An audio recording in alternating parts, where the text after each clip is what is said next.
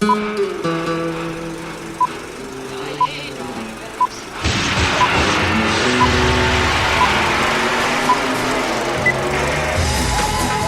to the Reviews Without Remorse podcast with Joe and Dave. Be warned, the discussions in this podcast may contain detailed spoilers. For spoiler-free reviews, be sure to check out our show on YouTube. Enter at your own risk and enjoy the show. Dr. David Lamont, comedian, podcaster, searching for a way to tap into the hidden witticisms that all humans have. Then an accidental overdose of slapstick and dad jokes altered his body chemistry. The creature is driven by shtick and pursued by a pain-in-the-ass partner. Mr. Joe, don't make me angry. You wouldn't like me when I'm angry. The creature is wanted for gags and pratfalls he didn't commit. David Lamont is believed to be funny, and he must let the world believe that he is funny until he can find a way to control the raging quipster that dwells within him. And this is episode number 114. And in this episode, it's a week of trailers. This week, it's The Addams Family, The Lion King, and The Boys. And then, Reviews Without Remorse rages on into the second attempt at a Hulk movie, The Incredible Hulk. What's up there, partner? My man, that, I'm not sure where that opening came from, but thank you, I think. Yeah, I'm doing good, man. How about you? I am doing just fine. Well, we got a couple of interesting things this week. Ladies and gentlemen, I gotta tell you, a part of me just wants to get through this show. Not that any of the things we're going over are bad or anything like that, but seriously, this is like the last show before the end game. I am dying to get to the frickin' end game. Oh my god. I can't believe it's finally here. Next week at this time, we'll be talking about Avengers Endgame. Let's get to it.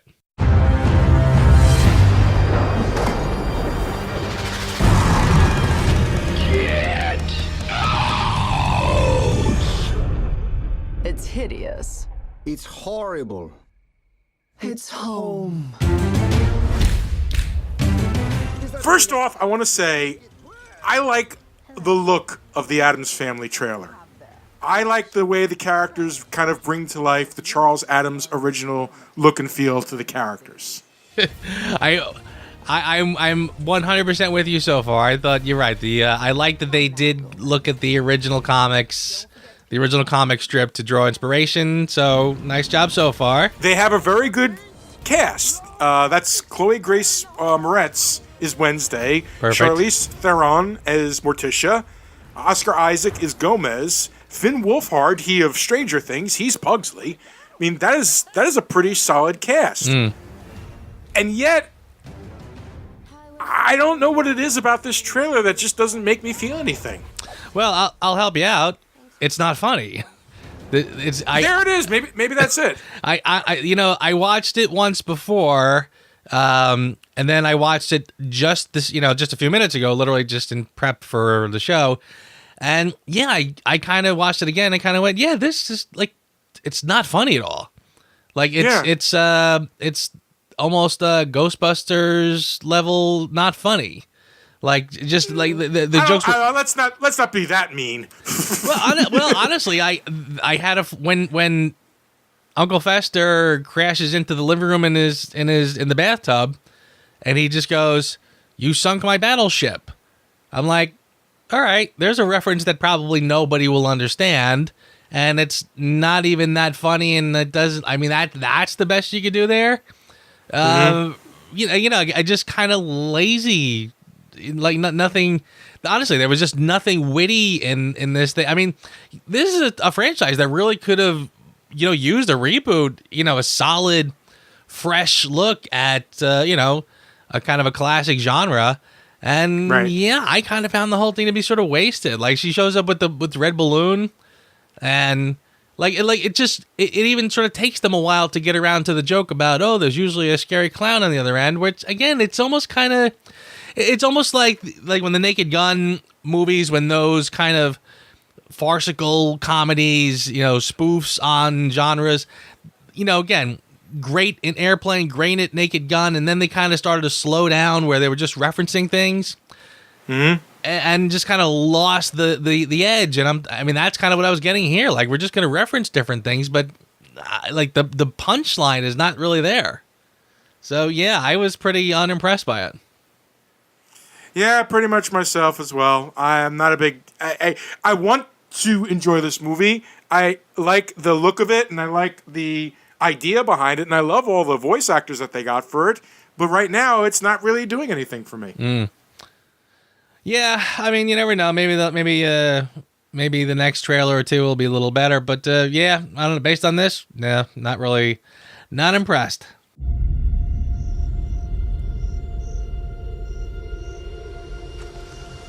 Life's not fair, is it, my little friend? While some are born to feast, others spend their lives in the dark.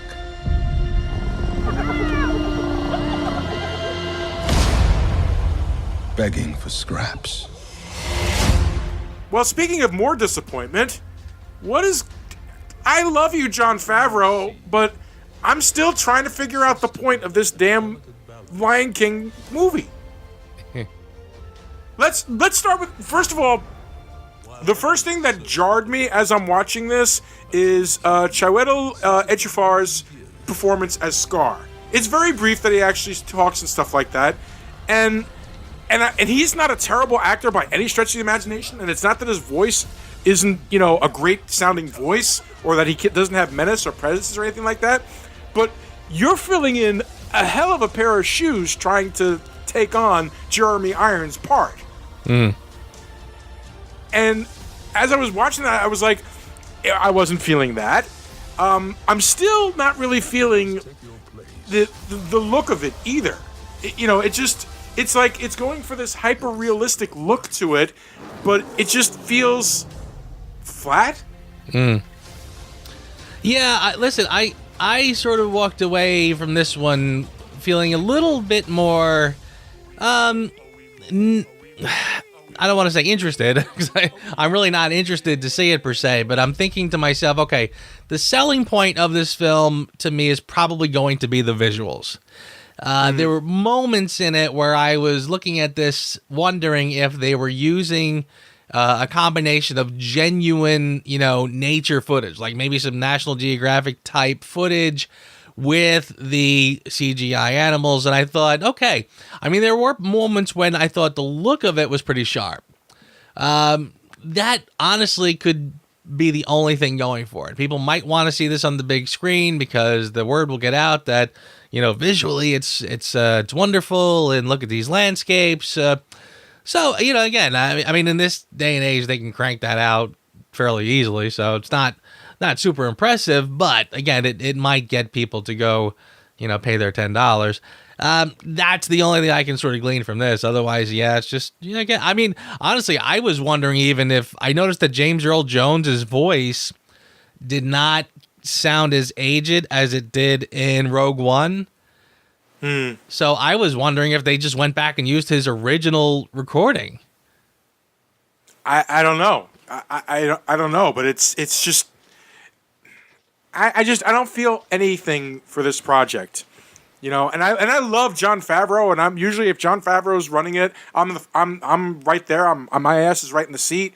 But everything about this just feels so like not even new. Like, when he did the Jungle Book, okay, yeah, he was, following in the footsteps of the original, but he kind of put his own flair to it, and he didn't find himself too beholden to the original. He did some things from the original, but he also took it into his own little direction. And now here it feels like he's slavishly devoted to the original, so much so that it's like I'm back to Gus Van Sant's Psycho comparison again. What was the point of that movie? Yeah, I'm with you. Even the Jungle Book, I think, because that was the original Disney cartoon was so much older, that there was some room to play around a little bit. But again, here, the Lion King was kind of at the height of Disney animation. Their style had been perfected. So yeah, I'm with you. I don't see the difference. I feel like you're absolutely right. This is going to be much more, this is going to be much more Beauty and the Beast than Jungle Book. So I'm with you there. I find the whole exercise to be kind of meaningless. Agreed. Whatever. I'm still not convinced. People love superheroes. But if you knew half the shit they get up to.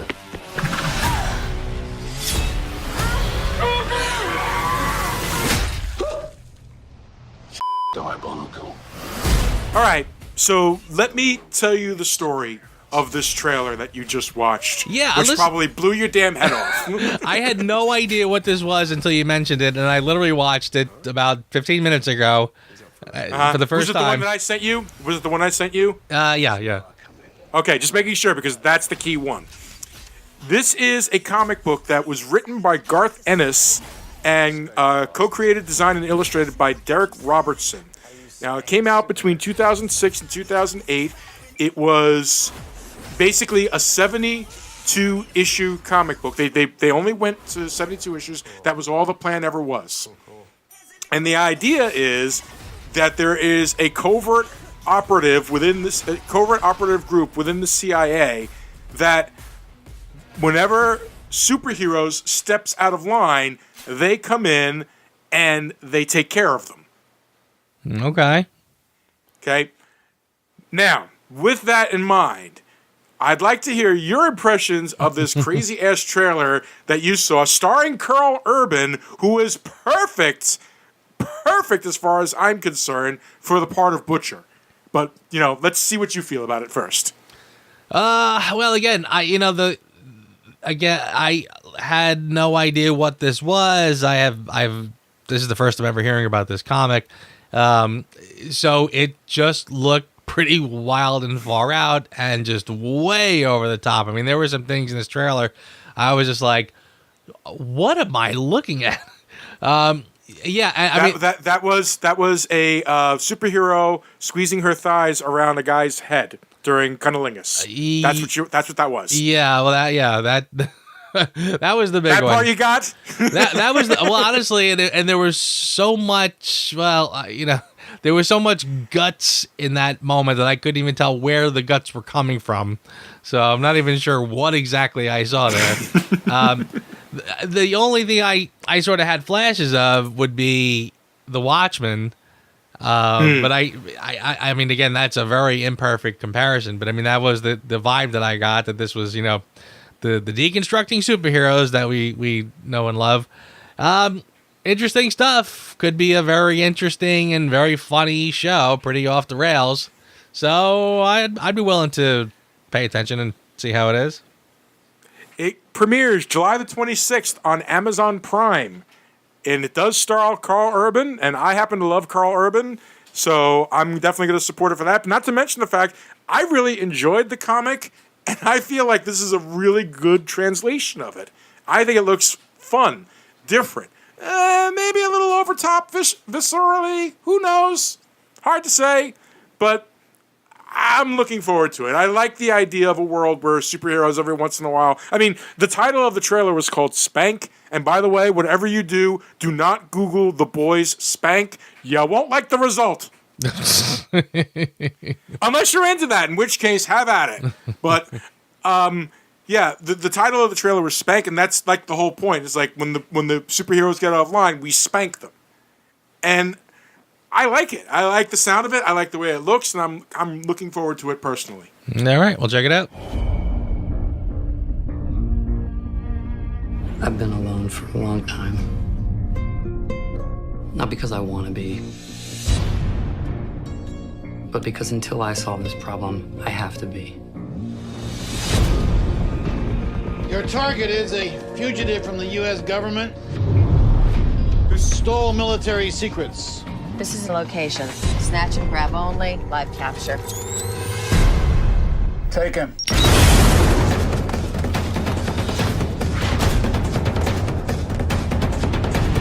As far as I'm concerned, that man's whole body is property of the U.S. Army.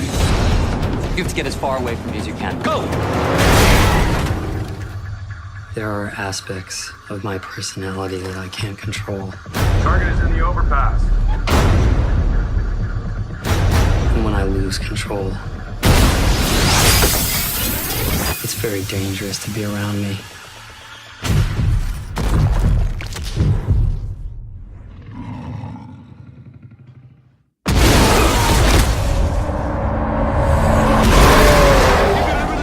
Bruce Banner, a scientist on the run from the U.S. government, must find a cure for the monster he turns into whenever he loses his temper.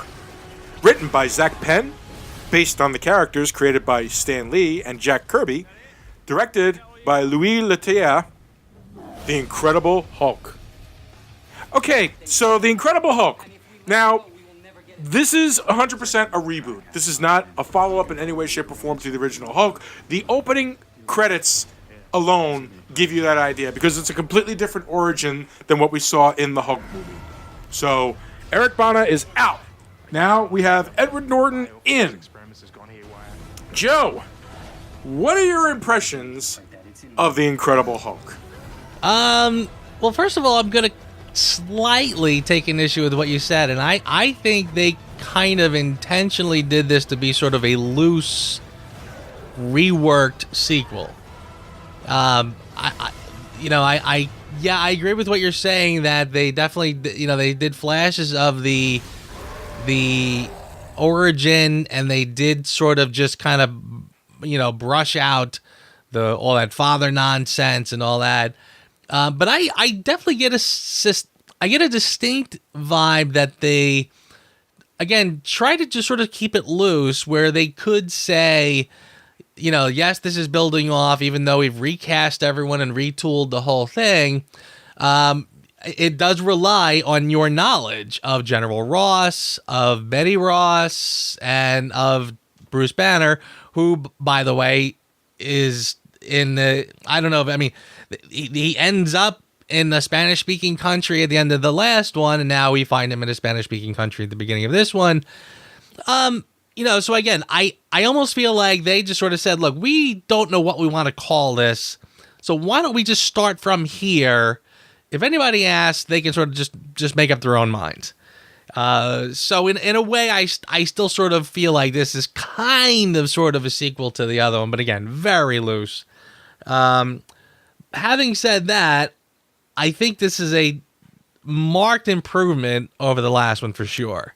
I think my feelings on Hulk were pretty clear last week. This one is definitely a step up, and honestly, I kind of felt like this was sort of what I thought the other one was, where I said it's watchable, it's very disposable, it's just fine for what it is. It's almost a little silly fun and whatever. This, again, the last one was just an abomination, pun not intended. But here, Pun sounded very intended there, actually. This one is obviously a big step forward, and again, it's hardly a perfect film, but more akin to what the first one should have been. A couple of the things that jumped out at me watching it this time around was, for one thing, I was really sort of surprised just how beholden to the TV show this film felt. At least in the beginning and in certain stages. There was one point where they actually used the full-blown music from the TV show. They call it the Lonely Man theme, the little piano theme. Yeah. Which kind of surprised me. I forgot about that. And even the origin stuff, him sitting in that chair and with the kind of the green glowing bullseye, mark on his head as he's turning around, like that to me felt very much like the TV show, and it kind of surprised me. I sort of forgot just how much they did that. Again, though, decent. It's a pretty decent show, I suppose. A lot of weird tropes that pop up. Like, how many times do we have to watch the Hulk getting shot at by machine guns, where we know very well, like everyone should know at this point, that the bullets are not going to affect the Hulk? Why are we still running around shooting him with machine gun bullets, knowing very well that, you might as well just keep shooting bullets at Superman, which I guess people do. Anyway, So again, we'll get into the details, but overall, much more enjoyable than the last one. Not super impressive, and I actually was sort of surprised. I thought the CGI might have even been a little bit better in the last Hulk than this one. I think. I think it was. Yeah. Isn't that weird? I get maybe they were just shooting way too far. By the time the big finale comes, there are moments where I'm watching this feeling like I'm just watching a cartoon. Like nothing about it feels, realistic. And like the helicopter always felt much bigger than it ought to. Like I felt like that shouldn't that helicopter be further back and wouldn't be that big and et cetera, et cetera. So yeah, there are some moments in this where I just felt like it just devolves into full blown animation. So there you go. How about you? It is an enjoyable enough movie. It's certainly leagues above the first Hulk movie. Much more respectful of the character, its origin, and even the TV show. But weirdly, that almost made it kind of schizophrenic because the TV show was not the comic book. But that's kind of what made the TV show so special and unique. I closed the last episode with the whole sequence of, David Banner getting beaten up and turning into the Hulk with a little ding, and all that stuff. But that was that show's own thing. That was, for the show at the time, that was its constraint that it needed to go by. You had a big guy in Lou Ferrigno. He had to turn twice in the entire show, and it was done very cheaply for its time. This, however, is paying homage to that, and yet it didn't really need to. I didn't really see the reason why it had to. It was like, like when they had that scene in the beginning where they showed him watching The Courtship of Eddie's Father with Bill Bixby, and then later on when Lou Ferrigno showed up as the security guard and let him in for the pizza. To me, that's as good. That's an acknowledgement that you need to do with a TV show, but it's a completely different thing. This isn't that story. This should be its own story. So let's, we can push that aside for now. I thought that was a little bit weird, but that's one of the things. Like one of the things about this movie, and the reason why Edward Norton didn't continue as Bruce Banner is because he did some unofficial rewrites with the director in this movie. Yes.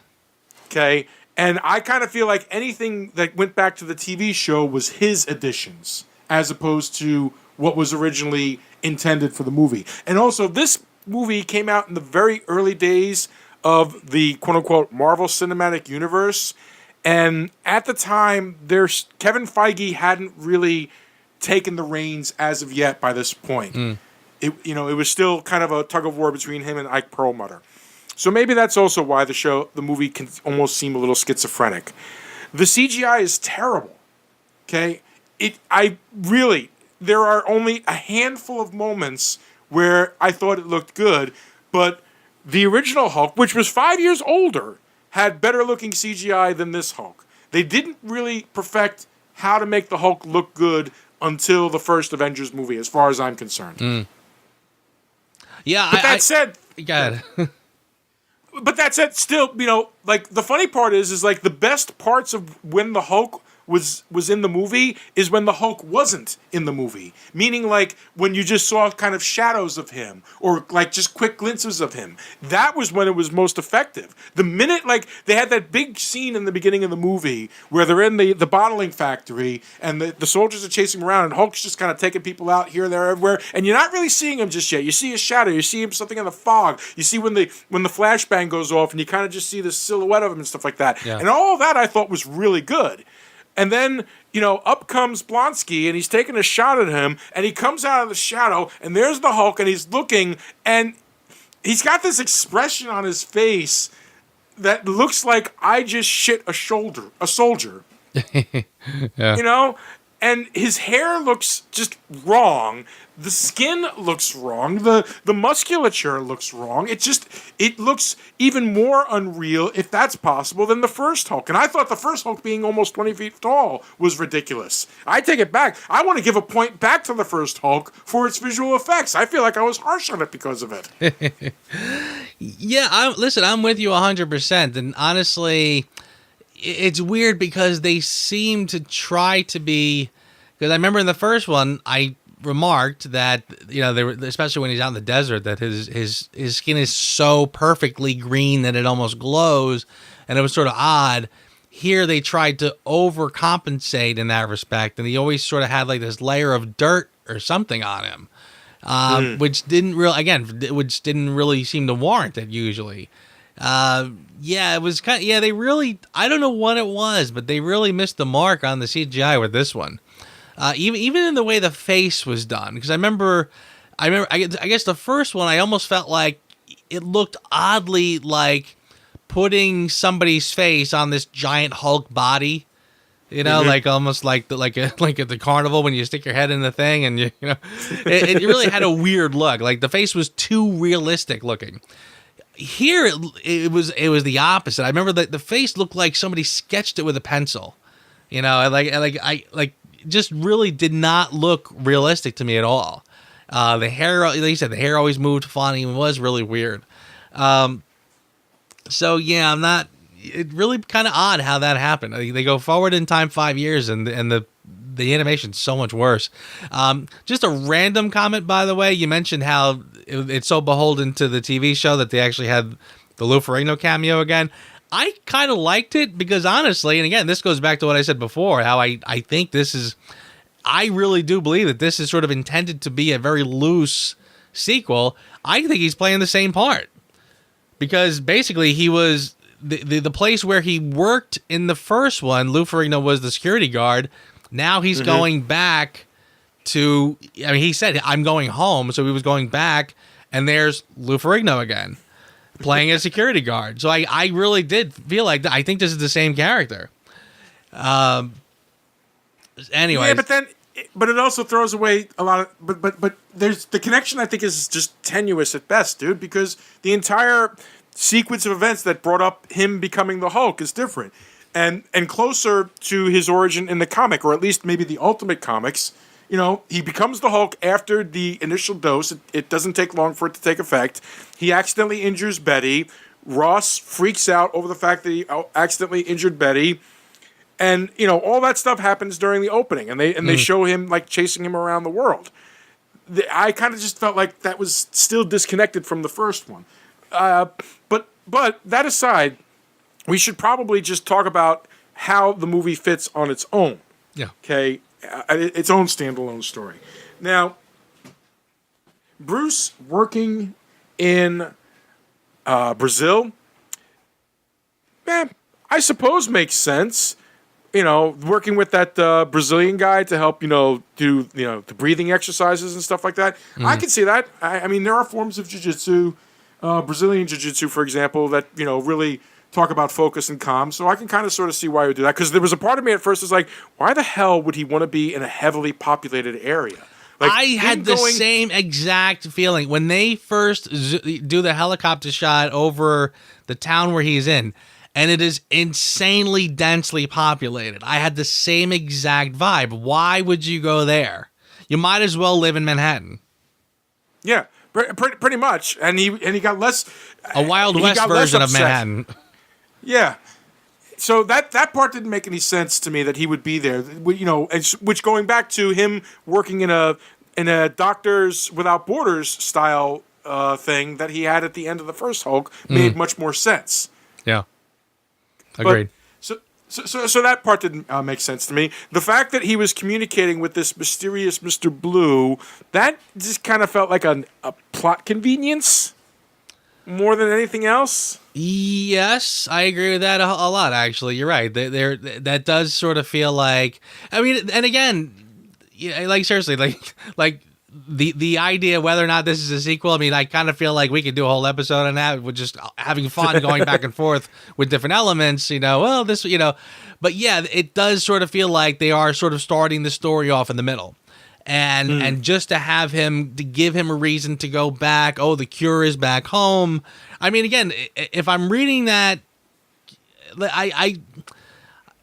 my brain is going to be sort of all over the map because he goes back to where Betty is, but the doctor that he needs to see is in New York City. Yes. So why did he go back to see Betty? I'm not really sure why that happened. Okay, because he had research there he needed to get? No, yes, exactly. The USB drive that he swallowed just before he turned the second time.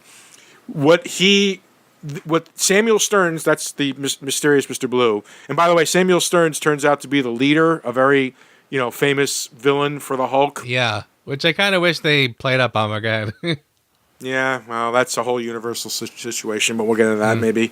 No, he needed exact dosage of exact exposure to the gamma energy. He needed exact vitals, things like that. Basically all the data that was monitoring him at the time of his change, he needed that in order to come up with a dosage level for et cetera, so on and so forth. It was kind of a BS thing, but whatever. Yeah. It's a very very loose plot to get from point A to point B. It's not a terrible plot. It's just very by the numbers. I think it goes back to what you were saying about it feeling very schizophrenic and that there are plot points sort of all over. Again, I kind of felt like it was weird that he goes back. He goes back to I think it's a university that they were working at. Culver University, yes. Okay. I don't think that's what it was in the first one. I don't think so. But anyway, and you're right. I got to stop referencing the first one because it doesn't work. But yeah, he goes back, and where does he go first? To this guy who owns a pizzeria, who apparently he was really close with at some point, and stays there just long enough to bump into Betty in the pizzeria. Okay, and then they leave there, and we never see the pizzeria again. And I kind of thought that was weird. Again, so he leaves, he hides, and then he just sort of hitchhikes down the road so she can go after him and find him right exactly where he would be, because he couldn't have gone that far. And then as soon as she pulls up, he runs and they hug. And it was almost like I thought there was a lot of weird random steps to get to this moment. To get to the two of them, this wonderful reunion, I just sort of had this weird feel. Like why did we have to go through all of that to get to this point? It was sort of odd. And by the way, it does go back to what I was saying before, and I swear I'll leave this alone. But again, that you really have to sort of get from this that these two know each other, that they were this big thing. Like the movie expects you to sort of know things. And yeah, not great. Not a great, and just that really quick, brief montage in the beginning over the credits, it's not enough. Like, this big reunion should feel a little more like a reunion. And the fact that it's not, again, because the whole thing was retooled or whatever, it's very clunky. Yeah, which is a shame because weirdly, I kind of felt like Norton and Liv Tyler had some pretty decent chemistry. Yeah, I'll give you that. I mean, I've never really been very impressed with Liv Tyler as an actress, but there's some things that she's kind of very good in. But yeah, I'll give you that. I thought they were fine. I thought she did fine in this. Yeah, I don't think so bad. By the way, the pizza guy was made by. By the way, the pizza guy was played by a man named Paul Soles. The reason he got chosen is the '67 Hulk animated shows they used to do. He was the voice of the Bruce Banner. Stop! Really? Oh, Swear to God. That's funny. That's okay. Nice little Easter egg there. And he was in the '67 Spider-Man. He was the voice of Spider-Man as well. Oh my God, that's so good. I never even noticed that that they sounded so much alike. Now that you mention it. Yep. Oh yeah. So I'm willing to allow the character of Stan Lee. It's with the pun name Stan Lee as well. But okay. Boy, this is riddled with Easter eggs that I didn't catch. Oh yeah, there is a ton of little Easter eggs throughout this. Samuel Stearns, the psychiatrist Leonard was based on Doc Samson, another character from the that's the thing that really is disappointing to me. I didn't hate this movie. I actually enjoyed a lot of this movie. But when you break this movie down, there's a lot of just nonsensical points to it. I liked Edward Norton as Bruce Banner. I kind of liked Liv Tyler as Betty Ross. I thought Tim Roth did fine as Emil Blonsky up to a point, which we'll get to. William Hurt, if you're going to replace,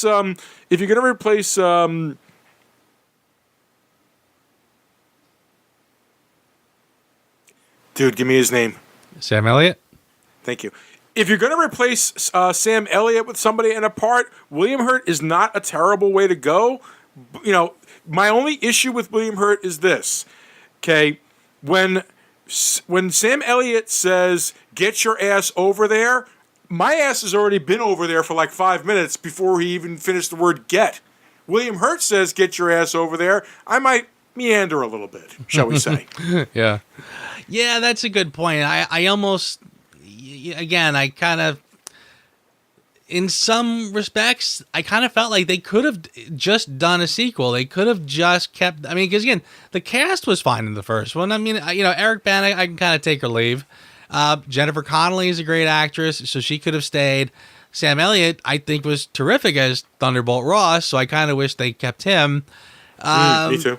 Honestly, I kind of felt like you didn't really need to recast everyone just to sort of distance yourself in the first one. Again, it's a weird way. If you're going to redo the whole story, you might as well, again, it's mildly irritating when, again, The Amazing Spider-Man gets rebooted and we're going to do the whole origin again differently. So yeah, I get the urge to not retread that territory. But again, you might as, it just sort of, again, like I said, that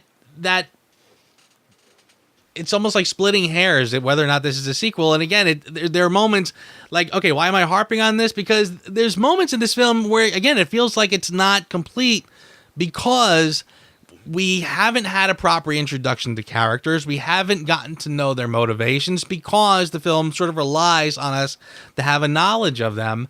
And again, there's times when it doesn't really work. And I kind of wish they just kept the cast the same, just gotten rid of that ridiculous director and gone forward, with this story, as part of that universe. I suppose maybe the reason is because they wanted this to be like, well, now it's a Marvel.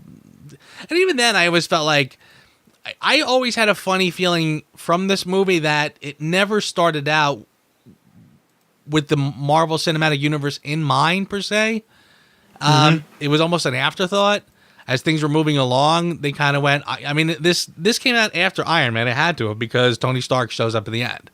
So Yes, it did. Yes, it did. I almost feel like once they saw how good that was coming along, hey, let's bring in Robert Downey and shoot a scene at the end. And it's incidentally, it's not a post-credits necessarily. I noticed it happens at the end of the film before the credits. Yeah. Which is a little weird. So I'm saying to myself, I don't really. It's almost like I sort of made the same argument for Man of Steel, that I really believe when they made Man of Steel, it was not the intention to be a part of a bigger universe, even though there were little Easter eggs and things in it. I felt like just once they did make the decision to do the universe, it's like, well, where are we? And what can we work with? And they did Man of Steel. That's fine. Let's call that our starting point. I feel like that's how the Hulk ends up in the cinematic universe, almost sort of by default.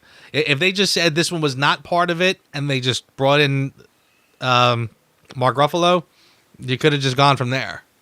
Which supposedly that was the original choice for Bruce Banner.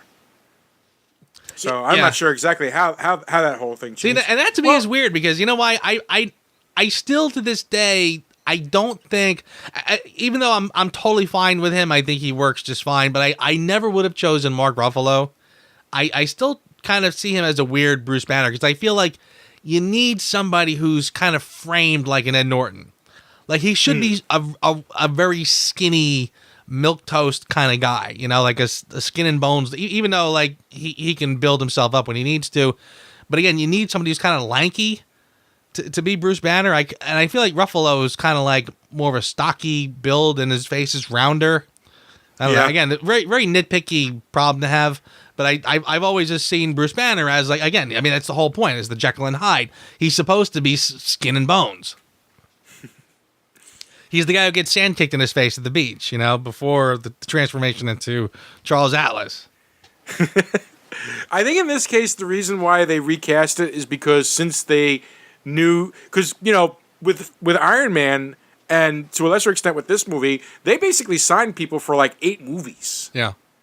Because, that was just the way it was. You're going to be in a Marvel movie? We want an option for like 8 movies. It's probably the only reason why they brought back William Hurt for Civil War, or why they could get him back. It's like, hey, William Hurt, we need you back for Civil War. It's like, well, I don't know about doing that again. Well, look, no offense, but here's your contract.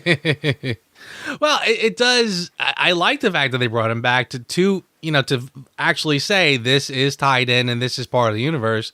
I like when the Red Skull shows up in Infinity War. I like when they sort of tie things back into it. So that was good. But yeah.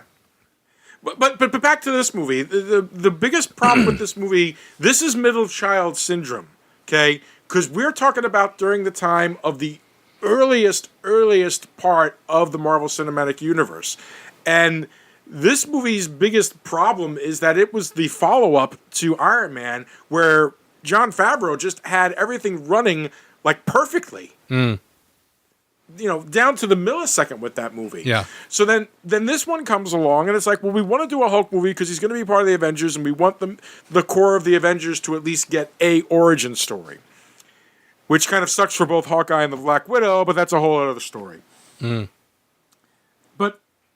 that's fine, and I understand them wanting to do that, but I feel like they made so many choices here. I don't know if it was an artistic choice.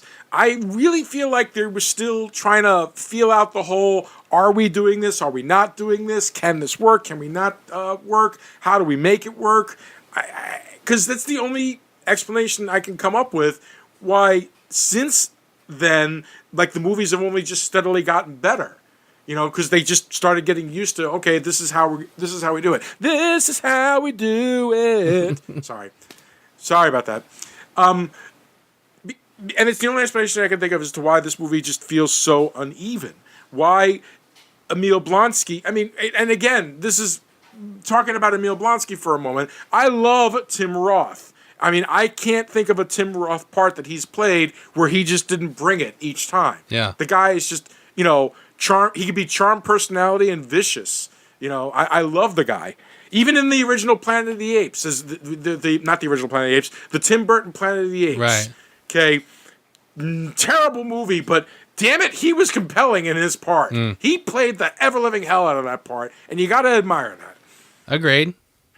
But here, he starts off, he's a soldier, he's fascinated by it, and then all of a sudden, he's a villain. Like, where was the arc to take him to villainy? Yeah. Yeah, you're right. And I frankly just thought, I knew where you were going as you started off.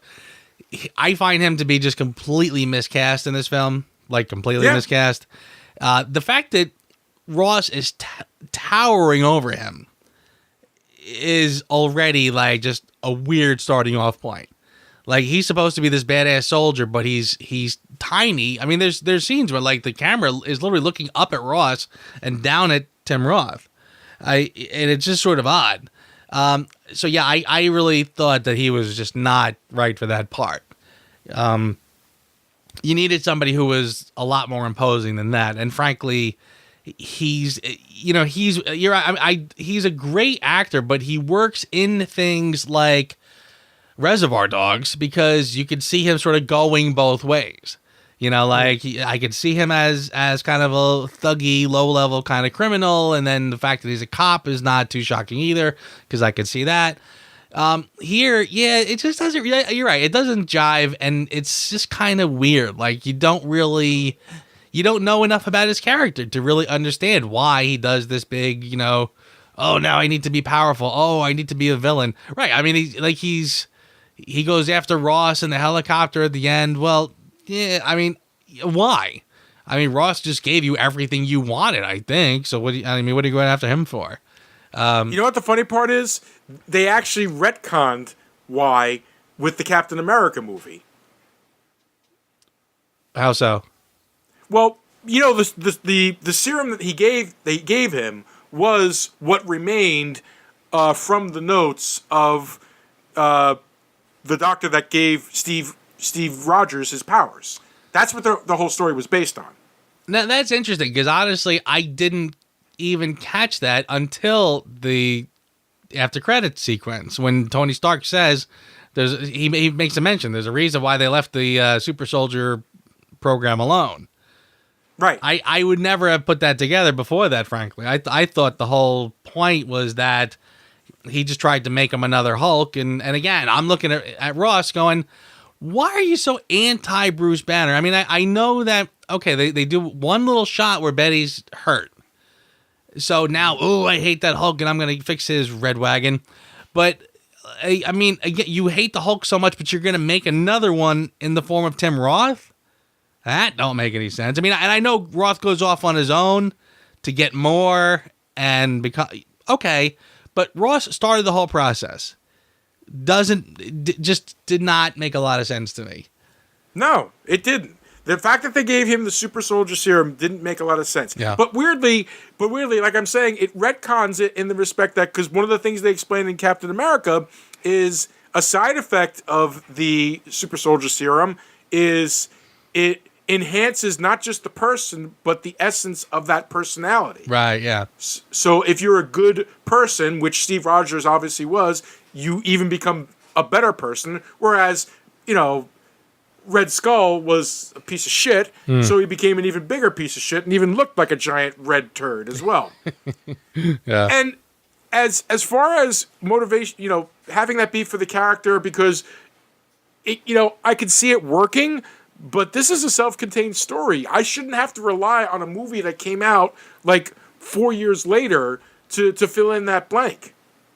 Do you see what I'm saying? Yeah. 'Cause, I mean, you can see how they were talking about how he's getting older, and it's harder for him to do things, and yet he doesn't want to take a desk job. So I could see kind of the seeds of what they were trying to say was his motivation, because he wanted to be able to stay as an active soldier. But as a motivation for the character, you're not giving me anything to make me feel like this is the only thing that he could do for the rest of his life. It's just stubbornness. Yeah, well, you're right. I mean, honestly, like, you need a little more than that. Like you're saying. I mean, the idea that it's a far cry from just saying I don't want to retire to turn me into a 10-foot tall lizard monster. Yeah, it's not. There's a lot of. That's my problem. That's actually the biggest weakness in the movie, as far as I'm concerned. Yeah. Not only do we have a villain, the villain when it was Ross was better because it's not really villainy. It's more along the lines of like personal revenge, personal motivation to move forward. It's hard to say. Yeah. But at least there's some compelling layers that you could put there. Blonsky is just a blunt instrument to be, to have to do the unfortunately stereotypical Marvel trope of for the first movie, the good guy has to meet his evil doppelganger. Right. Yeah. Yeah. There was actually one little Easter egg that I watched when I watched it this time around. And I kind of went, they actually show the SHIELD logo. Yeah. And honestly, a couple of times. Yeah. A couple of times they showed. And I was sort of surprised. I thought like that was the only thing that sort of flew in the face of my theory that they really did not have the Marvel Universe in mind when they were doing this. But I looked at it going, that is the SHIELD logo, plain as day. Mm-hmm. I mean, they could easily have thrown that in post. So, I mean, maybe not. But just the fact that they had it there. And by the way, it was still called the strategic da-da-da-da-da. They didn't actually say SHIELD on it yet. So I thought that was pretty clever. Yeah. Homeland, blah, blah, blah, blah, yeah. Whatever. Which I wish they mentioned in Captain Marvel, but that's another show. All told, the movie, I wouldn't say is like the worst of all the Marvel Cinematic Universes. I don't know. I mean, we're going to have to at some point actually sit down and we're going to have to go through this. This is the last, to date, Marvel Cinematic Universe movie that we have to review. Official within the Marvel Cinematic Universe. Not including TV shows and stuff like that. This is the last one that we have to see. And the idea of going through all of them and trying to like number them in order of this was the most awesome one and this one is the crap one. If we're being honest here, I feel like this is in the range of, say, Thor: The Dark World, and I couldn't really tell you which one I prefer right now. Well, yeah, okay. Well, I'll answer that one. Honestly, I personally feel that Dark World gets. I sort of feel like that one gets a lot more ire than it really deserves. I think it's just more forgettable than anything else, and kind of just one and done, very disposable. But I mean, it's a 2 hours that you're not going to regret, frankly. I would honestly say that this one has to be probably the weakest. And if for no other reason, it's the one to me that feels the least like a Marvel movie. Like, I mean, again, not bad as Hulk, but still not anywhere near the quality that we get from even the lamest Marvel Cinematic Universe film is still pretty damn good. This one to me doesn't quite reach those heights, really. Yeah, maybe. You're still not sold on Dark World, huh? It's been a while, but I do remember just feeling like this it's spinning its wheels. It wasted a really great villain here, just like here. It wasted a really good villain, as far as I'm concerned. So yeah, no, I'm gonna put this one just slightly above the Dark World, because the only thing the Dark World really brought to the table is the ether, aka the Reality Stone. That's about it. Because I mean, by the time Thor Ragnarok comes around, Jane Foster is a memory. Well, okay, but all those criticisms that you have about that movie is 10 times worse than this one. Because this one, I know. This one brings I'm nothing. I mean, there's absolutely nothing. In fact, if you want to talk about wasted characters, you had the leader, and it's not like the Hulk has got a lot of great villains. So talk about a missed opportunity there. Yeah, the only reason we haven't seen a new Hulk movie, though, is because Universal still has distribution rights. That's it. So yeah, but I would probably agree that it is tougher. I think what these movies show, the last one and this one, I think what it shows is that it is tricky to make, although I might eat these words later, I think it's tricky to do a Hulk movie. I think it can be, it's kind of a one-trick pony to do a whole movie about the Hulk, as opposed to having him as a secondary character where he serves a great function in things like Ragnarok or any of the Avengers movies. I mean, again, I kind of feel like the absence of Hulk in Infinity War is almost kind of, I mean, again, I don't really understand what that side plot contributed, frankly. If anything, I thought it was a little distracting. But it was almost like he's the Deus Ex Machina. He's the fixer of all things.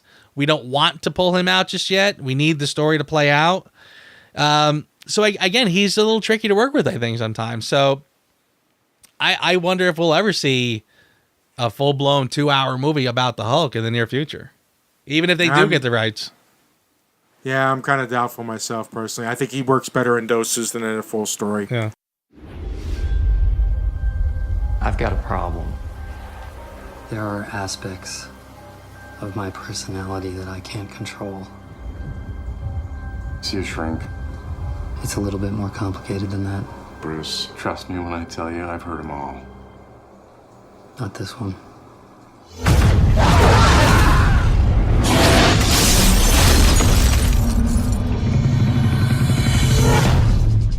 But, hey, man. I mean, we've bagged on this movie a lot more than I thought we were going to. But we might as well take it out back and give it a number. So, what do you got, Joe? I'm gonna make it simple and give this one a 7. And I feel like this was, again, it really is mediocre at best. And if you compare it to the Marvel Cinematic Universe, which again this is officially a part of, I find it to be easily the most lackluster of the bunch. Dark World, again, at least it feels like a Marvel film. The cast is good. The story is perfectly serviceable. We get our otherworldly sort of fix. Here, yeah, it really is pretty bland at best. The script is it really is just kind of, paint by numbers, nothing really creative or interesting happening here. Kind of almost a retelling of what they did already. Just, tried to punch it up a little bit better, a little bit different. It is a step up. It is much more watchable than that god-awful piece of crap that Ang Lee put out. But still, it is mediocre at best, so I'll give it a 7. For me, I wound up giving it a 6. I like a lot about this movie, but for every step forward that they make with something I like, it feels like they do 2 steps back with something that I wonder to myself, why? Why would you choose that? Yeah.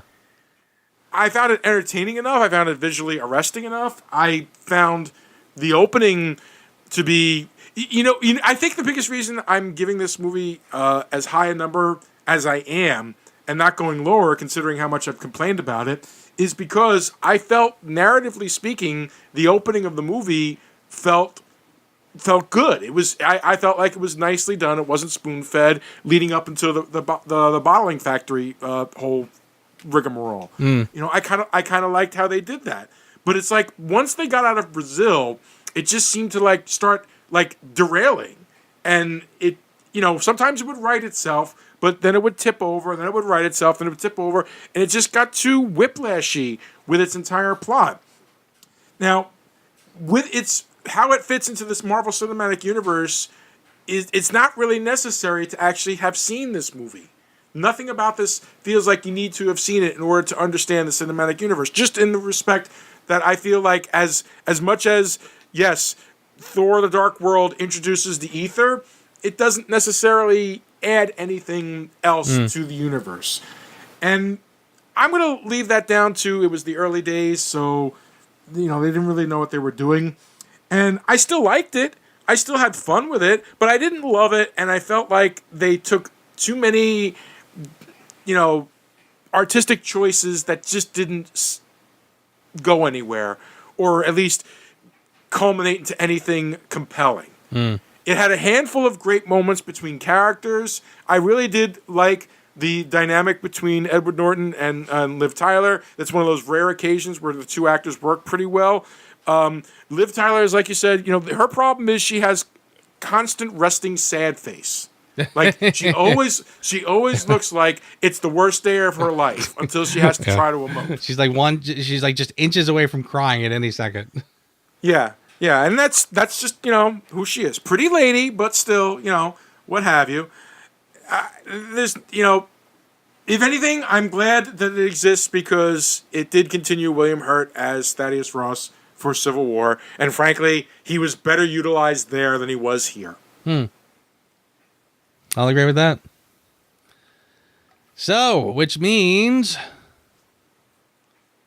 who asked you? I would have had a plan before I had Downey. That's one thing I would change. The cameo, it was nice for the cameo to be there. It was nice that they're acknowledging, hey, we're trying to build something. But the cameo, considering where the story goes, does not make sense. I'm here to talk to you about the Avengers Initiative. Okay? Yeah. I'm agreeing with you 1,000%. And the thing that pops into my head as you're saying it, I never really understood the last shot of the film, or the last shot of Bruce Banner, I guess, when he's sitting there meditating and all of a sudden the eyes turn green. And by the way, that whole days since incident that was really annoying fast because you knew where that was going. The little ticker they would show on the screen, how many days since the last incident. I remember thinking they're only doing this because it's going to be a silly shtick, and I guess they're going to do 0 at some point, which is exactly what they did. But I didn't get that shot of him opening the eyes with the smile with the green eyes. I was wondering if that was to try to imply that he has some control over it now, that he can maybe turn and become the Hulk and maybe still keep his consciousness. I kind of felt like it was almost like just we'll end it off on this note, and then later we can go back and write whatever we feel like with it. Yeah, that kind of feels like where they went with it. And it didn't get touched on. I mean, even in the Avengers movie, which is the next time we see the character of the Hulk, his response is just, I'm always angry. Which, tee-hee, that's a funny line and everything like that, but even with having seen this movie, it doesn't really explain anything. Yeah. Right, yeah, it really doesn't. And again, well, I mean, I feel like from here, if we wanted to, we can get off on all kinds of tangents about the Hulk and his level of control, consciousness. Like that seems to, whatever the script for that particular movie needs, that's how the Hulk will be. But but that's a discussion for another day. Yeah, possibly next week. Possibly next week. We'll see. Which is why that's one of the reasons why I wanted to point out about Downey Jr.'s cameo. Because it gave the implication like his character was actively recruiting for the Avengers. And yet, come Iron Man 2, which is the next movie in the Marvel Cinematic Universe, there's no mention of it. Yeah. It feels to me like when they put in the cameo of Nick Fury at the end of Iron Man, they could have gone any way. And they decided to double down and add a cameo just to be able to remind people, hey, this is going to be something bigger. Yeah. But they didn't have a plan at that point. Absolutely. So they just threw something against the wall. So now, when you're watching it retrospectively, it just doesn't fit anywhere within the MCU. No, I completely agree with you. And again, that sort of goes to what I've been saying about how I felt like that was an afterthought.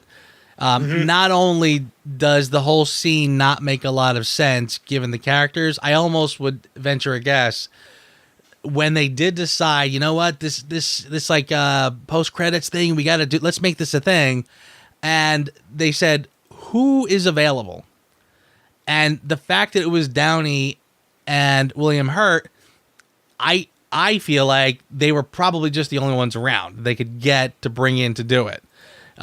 Nick Fury would have made much more sense. And frankly, going to Ed Norton as opposed to going to Ross would have made more sense. Robert Downey going to Ross doesn't really make a whole heap of sense. Ross has just gotten his ass handed to him. He's drowning his sorrows in the bar because he's lost. Why would he go to him to say we're putting a team together as if he can bring the Hulk? Like if he could deliver the Hulk, we wouldn't be sitting here talking. Yeah, it made no sense. No. What about you? Who asked you? Who asked me? I am just going to stick with the CGI. I think that, again, the movie's flawed across the board, but I feel like the finale is that big CGI fest, and honestly, most of it just does not work and just feels just incredibly cartoony. And if that doesn't work, that's a problem. Again, the whole film has been stepping stones to lead up to this point. This is the whole point of the whole thing. If this don't work, that's not good. So yeah, just the CGI clowniness for me that's it. Yeah.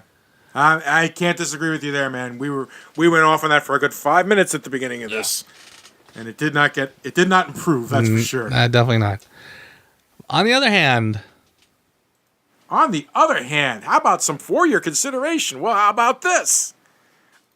The sequence in the factory was my favorite Hulk sequence so far in any Hulk movie.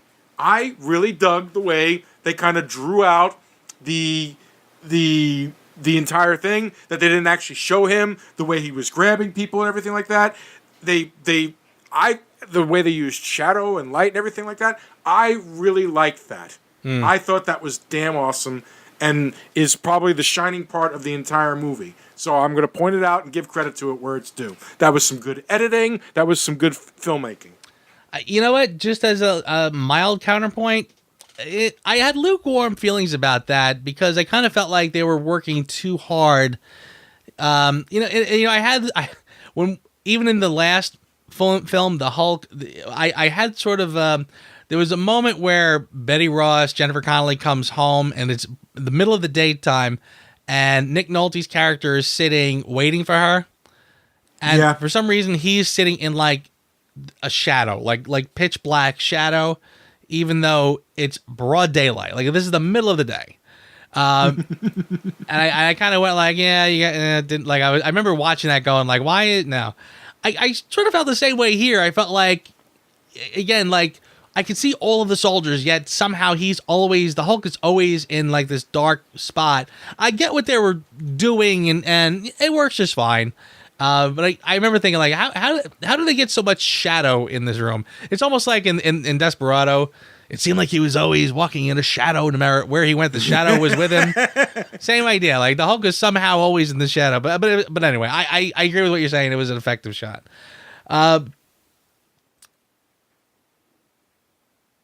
What about you for your consideration, sir? Yeah, for me, I don't really have a whole lot.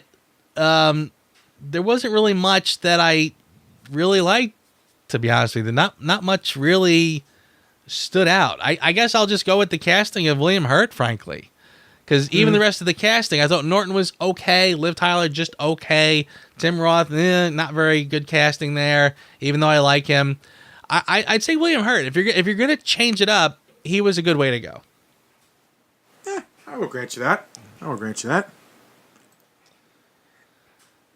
And that's it, dude. Oh my goodness. The whole cinematic universe has been completed, and as of next week, it will remain completed, because next week is it. Can you believe it? Next week's going to hurt. I'm telling you. Yeah. Basically, Basically, from here on out is going to be my YouTube... I'm going on a YouTube starvation diet because I need to stay away from any spoilers. Yeah, and they're out there, man. People have already tried leaking the ending and stuff like that. It's just ridiculous. Even just comments on the runway. In fact, I've already seen people. I guess the premiere happened. Yep. So I saw something with someone who is a character in this film on the runway, and I went, oh, I didn't even know they were in this. So, okay. That's it. Done. Turning it off. Yep. Definitely. Radio silence from here on, ladies and gentlemen. Radio silence. All right, my friend. Until next week, sir. I'm excited. Yes, I am too. Much more excited than this was. All right, my friend. I will see you here next week. Thanks for listening to the Reviews Without Remorse podcast with Joe and Dave. Join us here every Thursday for a new episode, and be sure to check out the Reviews Without Remorse channel on YouTube for spoiler-free reviews of new releases. If you enjoyed this podcast, please consider becoming a Patreon. You can find our page on patreon.com/reviewswithoutremorse, one word. As little as $1 a month goes a long way. All clips in this podcast are for commentary and critique and is considered fair use. No copyright infringement is intended.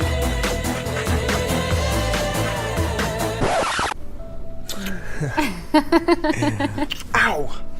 Betty, what was that for? Nothing. Sorry.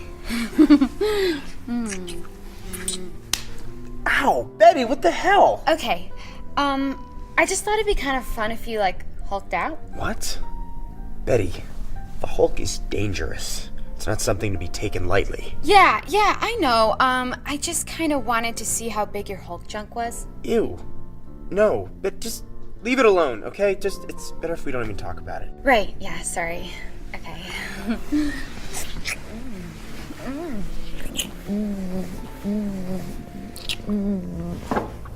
Hey, I made that in pottery class. Oh, oops, I'm sorry. Oh, he must be really mad at me. No! No, I'm not mad. I'm not mad at all. I just do it. Betty, what the hell? I just took that out of the kiln. Bruce, it's fine. Don't get mad. Just a piece of pottery. Bruce, we've been dating for 6 months and I haven't had sex with the Hulk yet. Okay, that's half the reason I date you. Betty, when I'm the Hulk, I'm ugly. My skin turns green. Yeah, trust me, I don't care about your skin. Okay, let's put it like this. What if every time I got angry, I got this huge, awesome pair of boobs? You'd want to make me mad. Yeah, let's do it. Okay, sorry. All right. Let me look away on... Okay.